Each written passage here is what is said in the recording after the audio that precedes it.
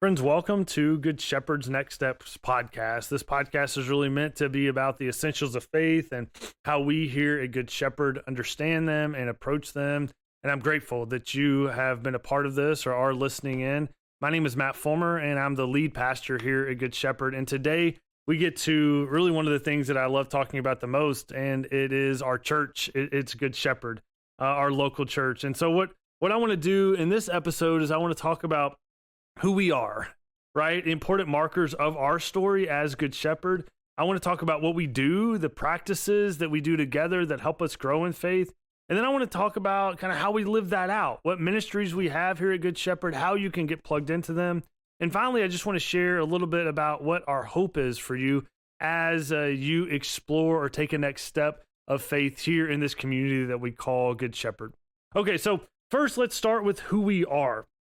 I think the best way to get to know someone is actually learning someone's story, right? When you get to know someone, I think it's funny that we don't sit down and ask them to share like a list of their beliefs or a list of what they think on these subjects. While that's often what we do with the church, we get on their website and look for things like, what do you believe? And list of treaties. And we have these long written out statements of faith. But instead, the best way I think to get to know someone is to just hear their story or their important, parts of what have formed them or who they are. I mean, that's what we would do over a cup of coffee. And so I want to share a little bit about kind of our origin story and how we started. Here in the Northland of Kansas City, there's a group of people that really wanted a church that was different, a church that had relevant preaching, a church that had compelling music, and that wasn't kind of outside of the community, but was engaged in the surrounding community, was a part of the surrounding community. And so a group of people got together, were dreaming and thinking and wanted to launch a church here in the Northland of Kansas City that had preaching that mattered to people's life, that had music that was exciting, that was compelling, and was helping people kind of connect their faith life to their everyday life. And so the very first worship service was launched at Newmark Middle School. Some of you know Newmark Middle School. Some of you may have gone to Newmark Middle School. But the very first worship service was actually in Newmark Middle School on April 8th, 1990. So a long, long time ago, over 30 years ago. And then after a little while, it grew so big. After 4 years, about 4 years, it moved to our current campus on North Oak, the corner of 96th and North Oak on December 18th. So right before Christmas, in 1994. So we're coming up on our 30th anniversary here in this building. And then a few years later, we really caught a vision and an excitement that we didn't just need to be here, right? We wanted, or at the corner of North Oak and 96, we also wanted to be a part of the community, and part of being in the community is going out into the community. And so we launched our second campus in Platte County in 2014. And then we launched our third campus in Gladstone in 2016. Now, the pandemic was not easy, especially for Platte County, and Platte County's final worship service was September 2021. So a little bit after, we were back from the pandemic. But another part, and I'll talk about this in just a little while, of our identity of who we are in the community and what we're known for in the community. One of the things that we're best known for is our Little Lambs. Some of you might have sent your own kids to Little Lambs, but it was started in 1998 with a mere 19 students. Now it has well over almost 200 students. And so that's exciting to see that growth. And so that's a little bit about who we are and what we value, a little bit of the stories, markers for really our narrative here at Good Shepherd. So that's who we are. The other thing that I'll talk about is what do we do?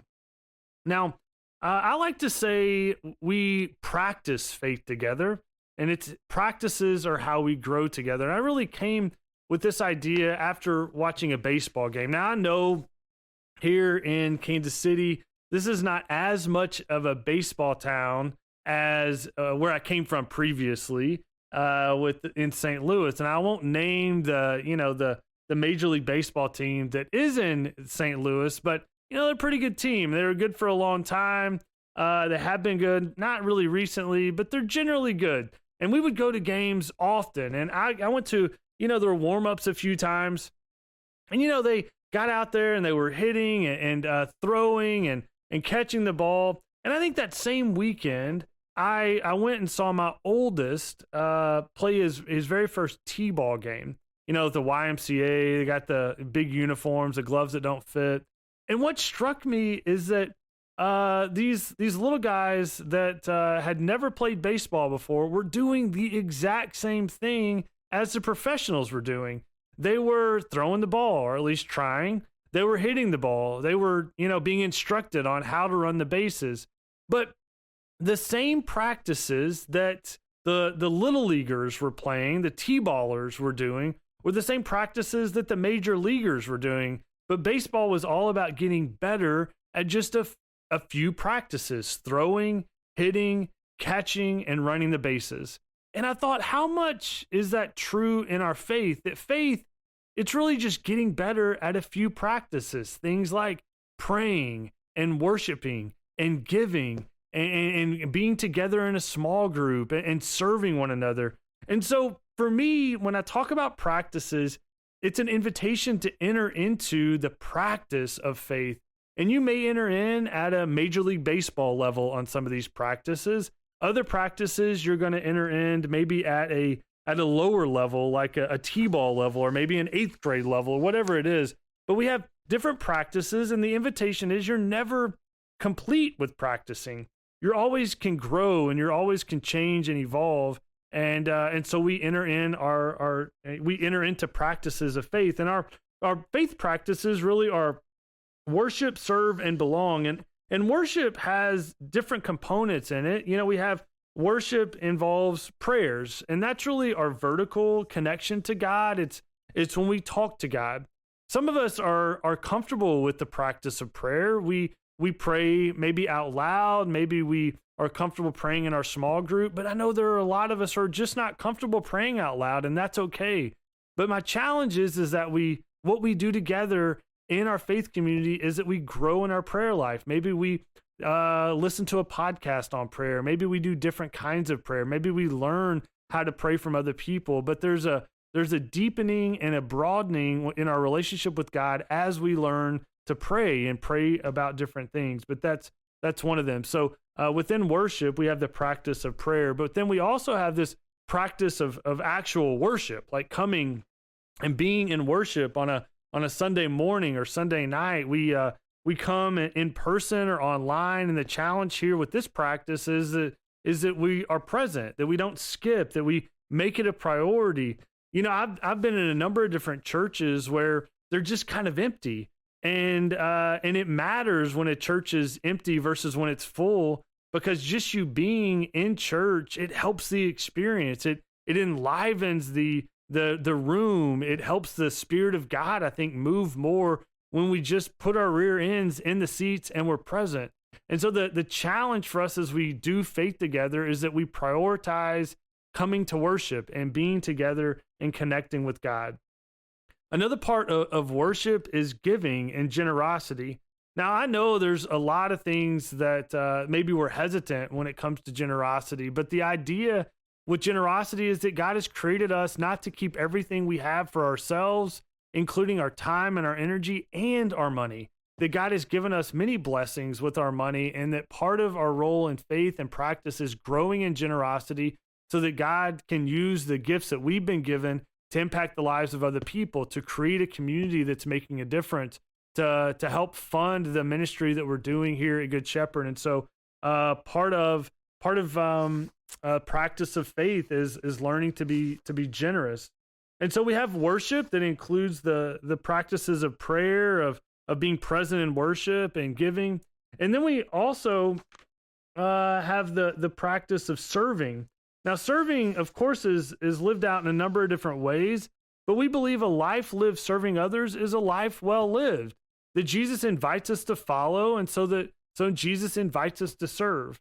And we serve in a number of different places. One, we serve outside the church. We believe that you can find your passion and then send you out into the church. And that's one of the ways that the church can make the biggest difference, is igniting a bunch of people's energy and passion to go out and serve in the community for what you're passionate about. This also happens in our small groups. A number of small groups serve together especially at ATP or a Turning Point, which we'll talk about in just a moment. But serving in the community is part of what we're called to do as church. And so it's a practice of what we do in our faith here at Good Shepherd. But we don't only serve outside the church, we also serve inside the church. We are called to help create the community for others to experience. It takes, I think on a Sunday, I don't know, like 20 to 30 people every Sunday to serve, to make worship happen. We have people serving, coordinating small groups. We have people serving in kids ministry. We have people serving as greeters, all kinds of different places to serve and to make a difference.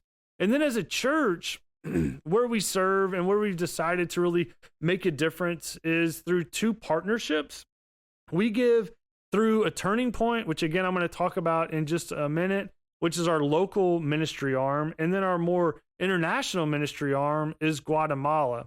Now, those partnerships have evolved and changed, but we believe that, we want to make a big difference in a few places instead of having a little difference in a lot of places. And so we've chosen those two places as a church and as an organization to make a big difference in, and we'll talk about the difference that's made a little later. But again, as a church, we partner with a Turning Point in Guatemala. And then finally, the other practice that I want to lift up that's really part of doing life together is Belong, which is really worked out in our small groups. And we've talked about small groups and the importance in other places in this podcast. But small groups really take the role of us learning practically how to apply our faith. We read scripture, we share about kind of our life, we learn to pray together, we kind of struggle or grapple or debate the sermon. But it really helps us take our faith from just Sunday to apply it to our life and have people that can care about us, pray for us, pray with us, encourage us, and really challenge us to grow in our faith. But we often say, if you do one thing in addition to worship, to deepen your faith life, I hope that it's a small group, because I think that's a big thing, to have other people that you can talk about faith with, to learn to read the Bible with, and to pray. So that's what we do here at Good Shepherd, kind of our practices of faith. And then I want to talk about now how we live this out. So this is kind of the organization of Good Shepherd and how we live this out. So of course we have worship, and that's kind of our big show on Sunday that happens. And there's a lot of different places and ways that you can get involved in worship. I would invite you to do that in all of these ministries. And on worship, again, it takes 20 to 30 people here at our North Oak campus. It probably takes about that same number over at our Gladstone campus to make worship happen. And so we are looking for greeters and ushers, people to just be in the lobby and be a smiling face, or maybe outside in the parking lot to help people find a place to park, to welcome people to come to worship. We also are always looking for audio, visual, and lighting people that know or even just want to learn how to push buttons. It's really simple, actually, how to run the slides and how to run the lights. And then also there's, of course, the musicians. And if you're a musician, and we would love to have you or talk to you about the possibility of being on stage and really helping lead people in worship. But that's really one of the main ways that we live this out, is through worship. Another important ministry we have here at Good Shepherd is GS Kids. Now, GS Kids is our kids ministry, and it's for kids birth through 4th grade. They meet on Sunday mornings during church, and kids learn about a God that loves them. They learn stories of the Bible. They have large group time, and then they break off into classes where they have their own age, where they discuss what they learned, or maybe play some games and that sort of thing. And then we also have Club 5-6, which is for our 5th and 6th graders. We know that the transition between kids ministry and youth ministry is a big transition. And so we use that 5th and 6th grade year to really help that transition. And they meet on Sunday mornings during worship. They play some games, and then they discuss what they learned, maybe in the sermon, or maybe they discuss something that the leaders learned in the sermon. But they're always kind of trying to deepen their faith, make connections, and have fun together in Club 5-6. And so if you have a 5th or 6th grader, or maybe you are a 5th or 6th grader, I hope that you really come check it out and be a part of that.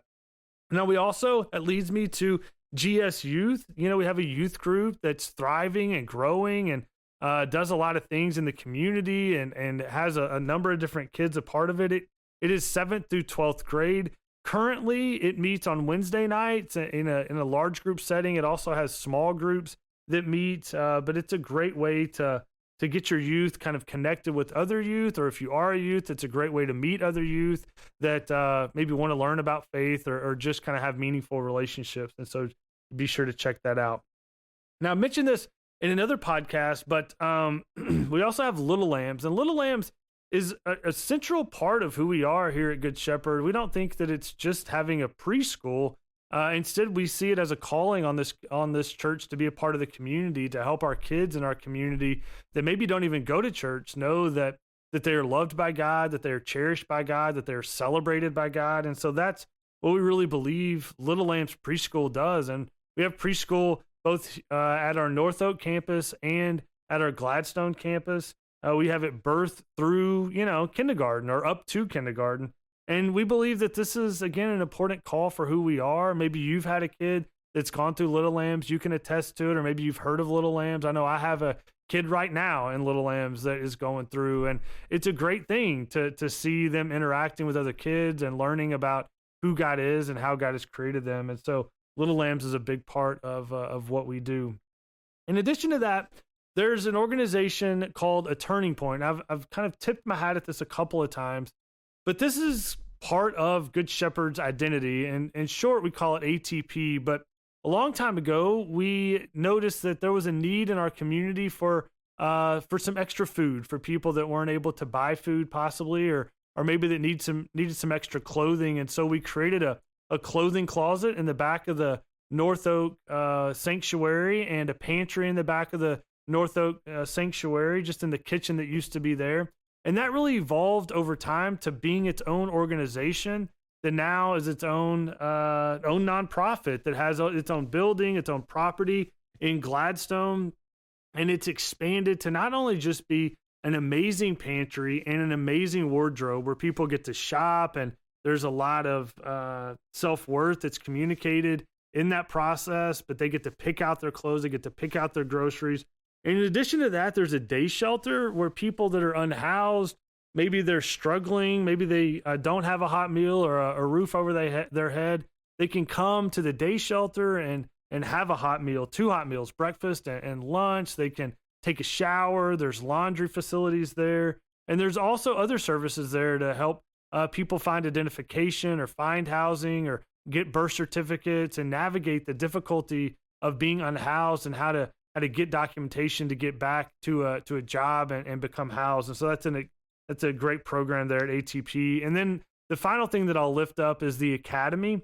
The Academy is a special and unique thing because it's really designed to help people get their high school diploma, not their GED, but their high school diploma. And it's making a difference in so many people's lives. They have classes that they come, and at the end, there's a graduation, and they get to celebrate really a huge milestone in their life, and it's empowering for so many of those students. And so ATP continues to grow and continues to thrive, and it's even thinking about expanding in new and more powerful ways. And so if you're unfamiliar with ATP, I'd really encourage you to check it out.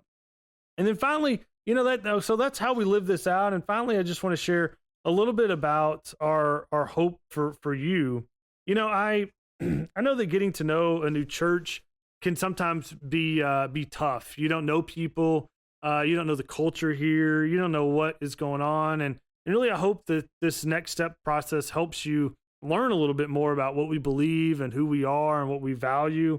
But my hope for you is that you lean in, to this worship, serve, and belong, that you commit to coming to worship, that you come and maybe sit, next to the same people and introduce yourself to them. I also hope that you find a place to serve. I know that for some people that are new, they're like, man, I don't know, I'm just new. I don't really need to be a greeter. I really don't need to go down to GS Kids and be a part of that. But if you want to get to know us and if you want to really lean into the community, the best way to do that, to meet people and to be involved, is really to serve. And we're always looking for people to serve, especially on Sunday morning. It makes a difference. It matters. It helps other people have a great experience. And so there's just an invitation to come to worship and to serve. And finally, I would just say find a small group. Our small groups are really open to people joining throughout the academic year. They take a small break in the summer. So if you're listening to this during the summer,